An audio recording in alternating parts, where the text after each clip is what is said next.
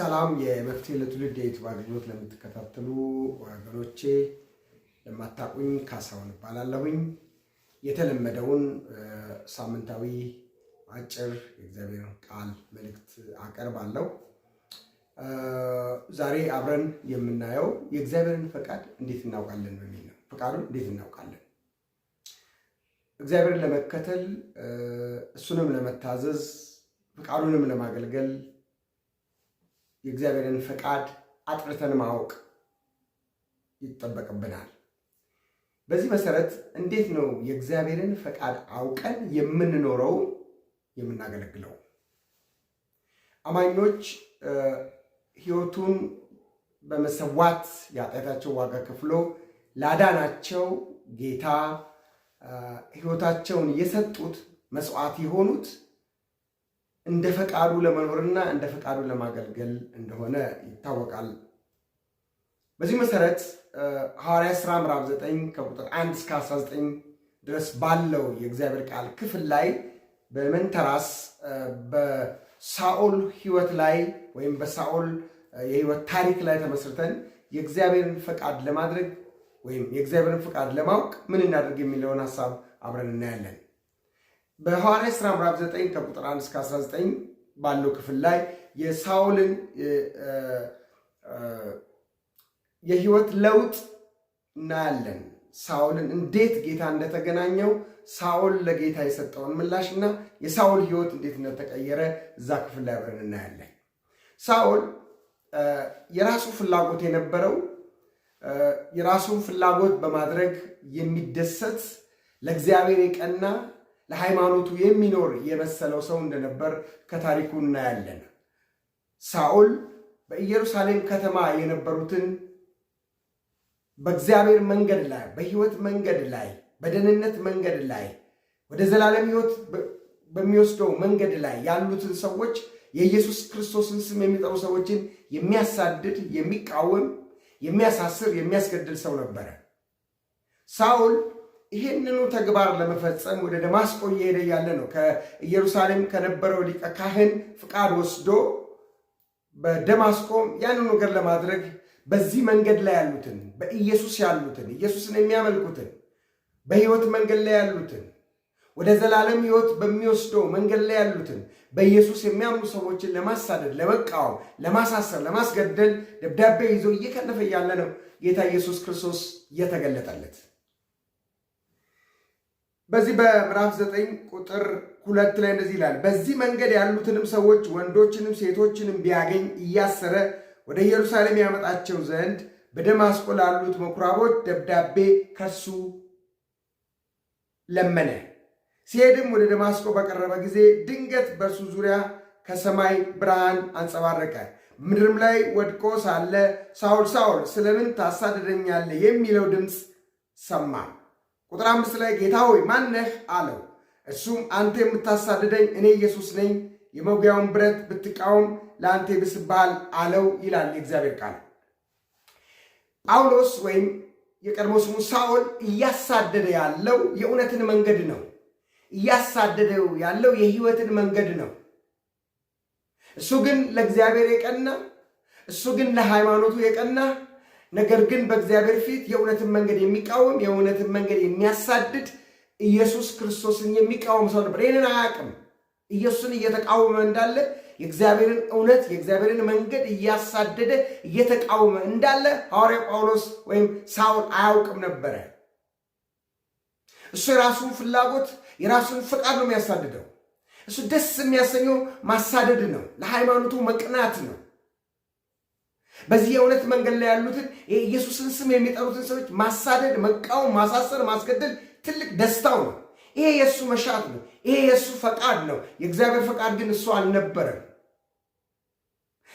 ለዚህ ነው ኢየሱስ ክርስቶስ ጣልቃ በመግባት ሳኦልን የታደገው። የምታሳድደው እኔን ነው፣ የምታሳድደው ፈቃዴን ነው፣ የምትቃወመው ፈቃዴን ነው፣ የምትቃወመው መንገዴን ነው ብሎ ጌታ ኢየሱስ ክርስቶስ ከፊት ለፊቱ ሲቃወም እናያለን። ጌታ ሆይ አንተ ማን ነህ? መለኮት እንደሆነ ገብቶታል። ኢየሱስ ክርስቶስ እንደሆነ ግን ለይቶ አላወቀም ነበር። ኢየሱስ ክርስቶስ መሆኑን ለይቶ ካወቀ በኋላ ግን እንደዚህ ሲል እናያለን። ጌታ ኢየሱስን ቁጥር 6 ላይ እየተቀጠቀጠና እየተደነቀ ጌታ ሆይ ምን አደርግ ዘንድ ትወዳለህ አለው። ጌታ ሆይ ምን አደርግ ዘንድ ትወዳለህ? የእግዚአብሔርን ፈቃድ ለማወቅ እግዚአብሔር የሚወደውን መጠየቅ ነው። እግዚአብሔርን ደስ የሚያሰኘውን ነገር መጠየቅ ነው። ምን እንዳደርግ ትወዳለህ?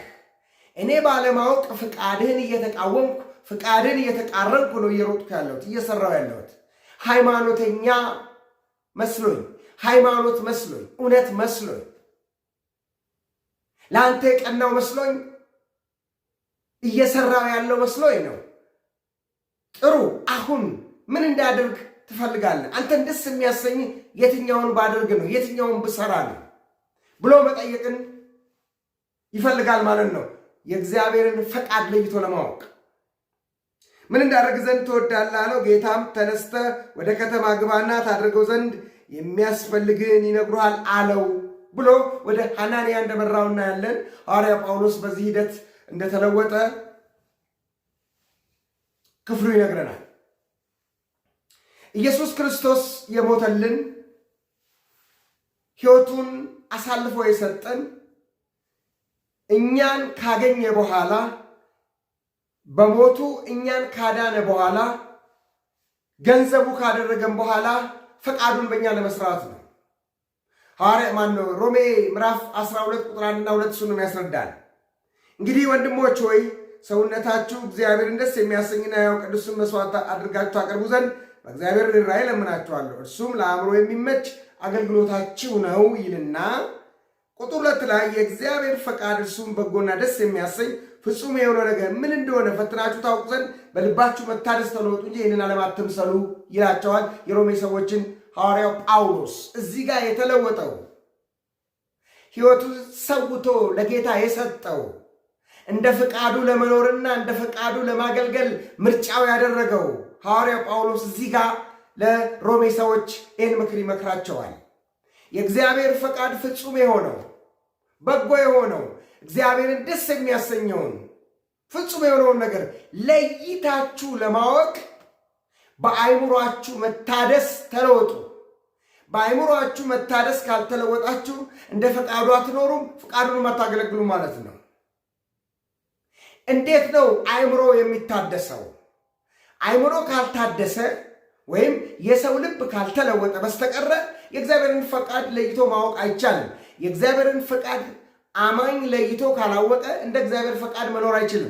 እንደ እግዚአብሔር ፈቃድ መኖር ካልቻለ ደግሞ የእግዚአብሔርን ፈቃድ ማገልገል አይችልም። እንደ ፈቃዱ ለመኖርና እንደ ፈቃዱ ለማገልገል የልብ የውስጥ ማንነታችን መታደስ አለበት፣ መለወጥ አለበት።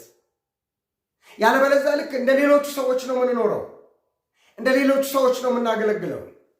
ያልተለወጠ ሰው እንደ ሐዋርያ ጳውሎስ ነው የሚያገለግለው፣ ፈቃዱን ነው የሚያደርገው። የእግዚአብሔርን ፈቃድ ለማገልገል ግን አእምሮ መታደስ አለበት፣ ልብ መታደስ አለበት፣ ልብ መለወጥ አለበት፣ አእምሮ መለወጥ አለበት። ለመለወጥና ለመታደስ አዳዲስ ሐሳቦችን፣ አዳዲስ እውቀቶችን፣ አዳዲስ መረዳቶችን ማስገባት፣ መቀበል፣ ማግኘት አለብን። ንጉሥ ዳዊት በመዝሙር 40 ቁጥር 8 ላይ ፍቃድህን ለማድረግ ወደድኩ፣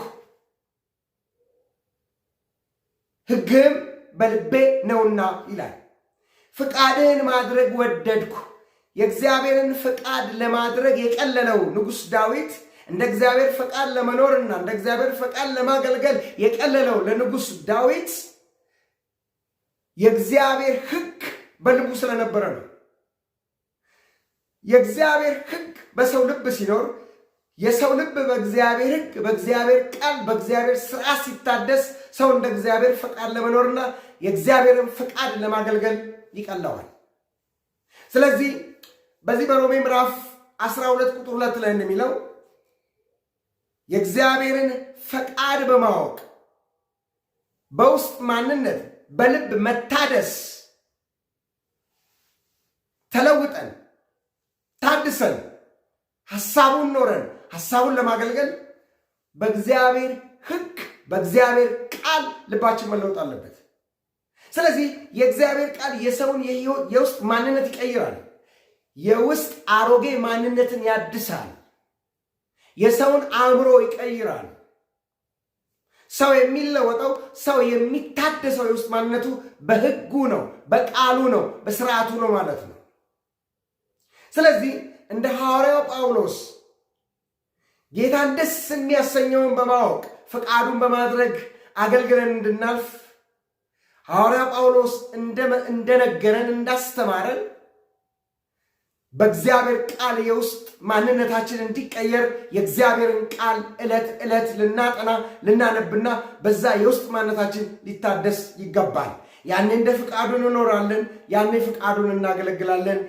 እግዚአብሔር ደስ ተሰኝቶ ትውልዱን ጠቅመን እናልፋለን። ለዛሬ እናልኩ ይበቃል። በሚቀጥለው በሌላ ርዕስ እንገናኝ። መልካም ሳምንት። ተባረኩ።